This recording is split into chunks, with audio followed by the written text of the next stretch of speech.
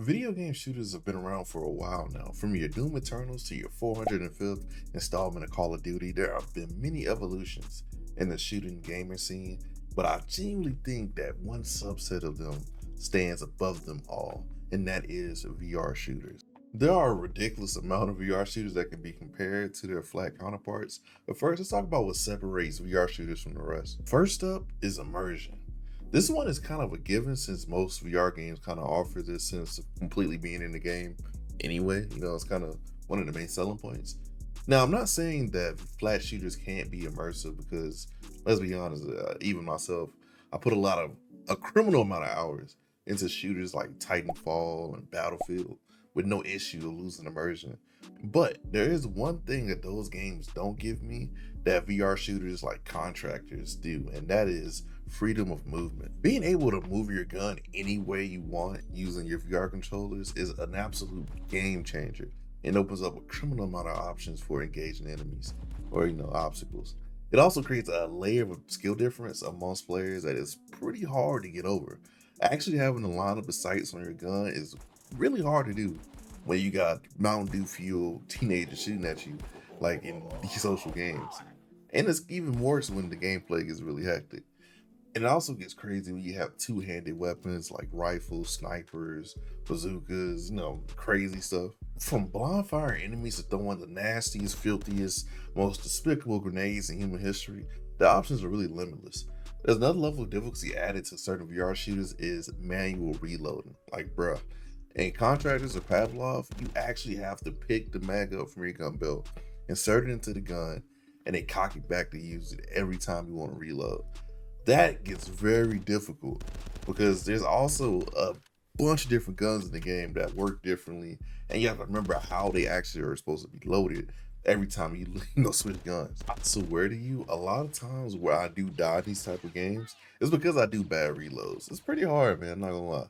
But that being said, if you do it a lot, you get a lot better at it and it becomes second nature. So like in a lot of VR games now, I can reload without looking, but sometimes I do have to look down and make sure I'm doing it right. Plus, it makes you feel like a badass when you get a good reload off and get your enemy. But do not worry, there are also VR games that you can reload by just pressing a button or even doing a movement like a gesture, like Synapse on the PSVR 2 or Pistol Whip, which are both phenomenal games, and I definitely recommend you check them out if you have VR headset or you want to get one. Even swapping weapons in a VR shooter can be a hassle since a lot of the times your guns are in different areas depending on the game. So like in some games you're gonna be in front of you, some games will be like on your back, on your side. There's a bunch of different stuff. You gotta actually remember, what game am I playing? Oh, my gun's in front of me, or oh, I'm playing this game, my gun's behind me. And so I've died sometimes because I got confused on which VR game I was playing. I'm like, oh, I reached behind my back and obviously there's nothing there because my gun is in my front. And so you gotta remember that when you play a lot of these different VR shooters, and it adds another layer of difficulty because it's like, okay, I have my rifle in my hand. Oh, my ammo. Ooh, I gotta pick up my pistol and actually use it and cock it back and use it. And there's just a lot of variables that can go wrong with all those movements. It's pretty beautiful just as a concept of gaming, just having that level of difficulty to a game, and it's just you moving your hands. Another thing I feel like isn't mentioned enough in these discussions is movement. And I know I mentioned moving a little bit earlier, but you're probably thinking, I can move easily, in Apex Legends or COD, Modern Warfare. And you're not wrong at all. But that's not the type of movement we're talking about. That's why I'm playing a game like Contractors and being able to physically duck or like jump back from a knife stab from an enemy or a zombie or whatever trying to kill you. And look at this footage of me playing this VR zombie game called Propagation Paradise Hotel. You'll see what I'm talking about. Check this out. We should stay together from now on. Come next to me. No flashlights? Woo!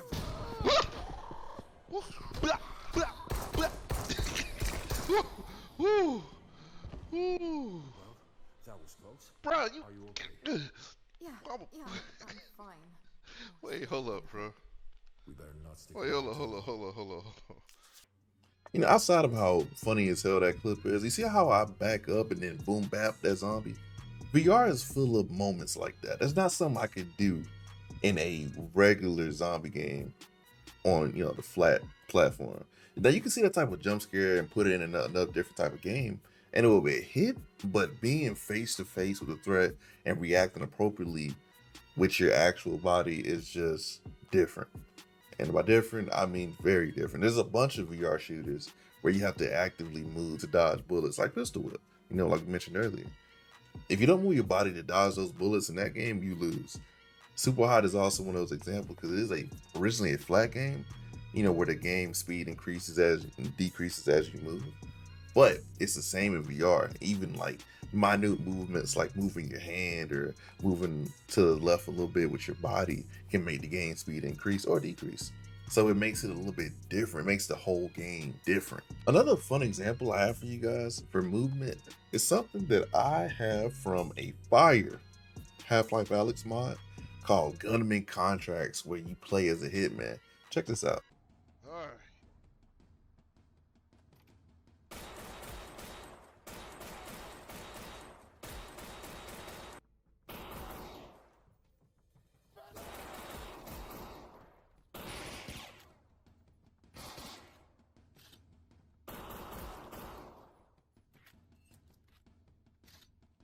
Let's get it.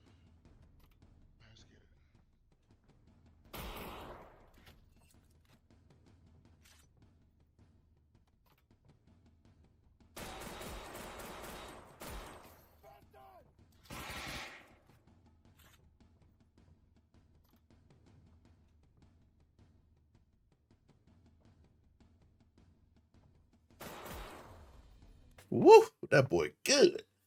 See how I was able to use the door to get cover and get to jump on the enemies? It's just stuff like that that just is amazing in VR. Now, it's so much more fun to do that in VR, and it makes you feel like a bad bad word, demonetization.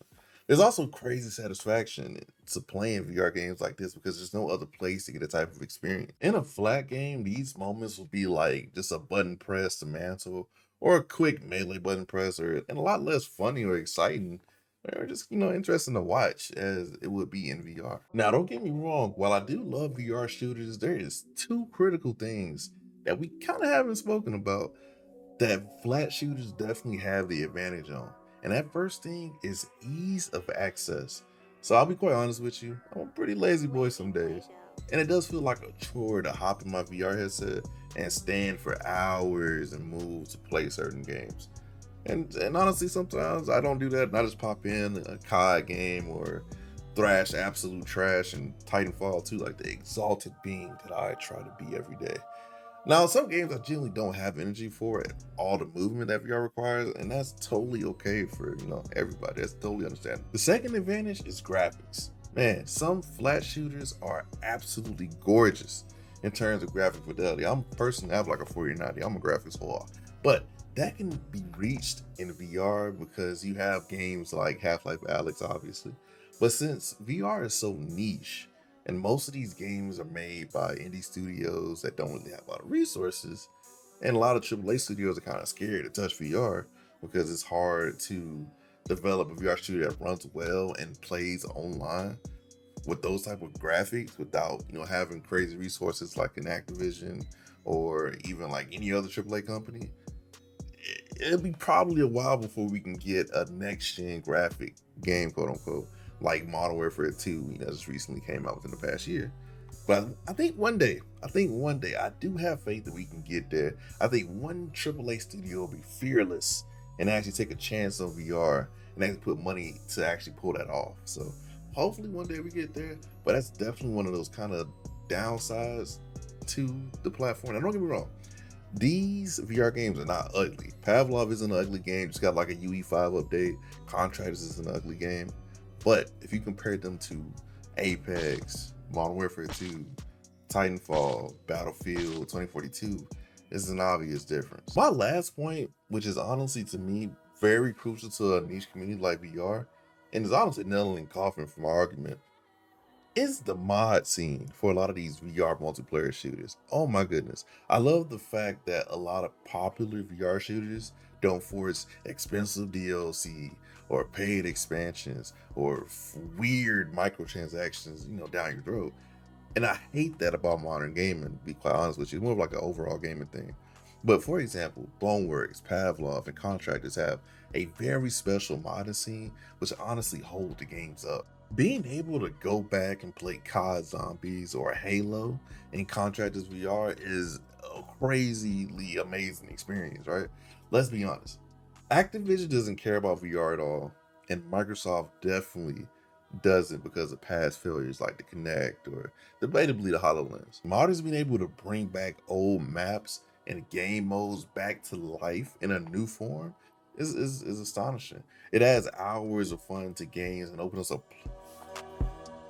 a plethora of nostalgic gaming memories from like years ago. Like I haven't played Black Ops 2 in years, but being able to actually play the maps with their guns in VR was like the most mind-blowing thing ever. That's always been my thing with flat games. I feel like there's no real room for modders. Like they don't make room for modders. Tell me what flat game you can play damn near perfect remakes of maps of Modern Warfare 2, Modern Warfare 3, Black Ops 1 and 2, Halo, and Team Fortress 2 with all their original weapons and movement all in one game.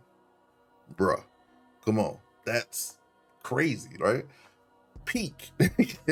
That's the argument. That's the argument here. That is peak gaming, I say. With all that hoopla and whatever being said, there is room for both flat and VR shooters in gaming, but I feel like real innovations have been happening in VR shooters for some time now. I'm like, they don't get talked about enough. And I do feel like they're peak, honestly. If you disagree, let me know in the comments below because I know some of you will, and that's perfectly fine. Make sure you have civil discussions in the comments and let me know if you like this type of video. The first time doing a video essay / analysis of a genre like this, like I really have fun making it, not gonna lie. Make sure to like and subscribe, hit the notification bell with vigor, please. We're almost to 1K.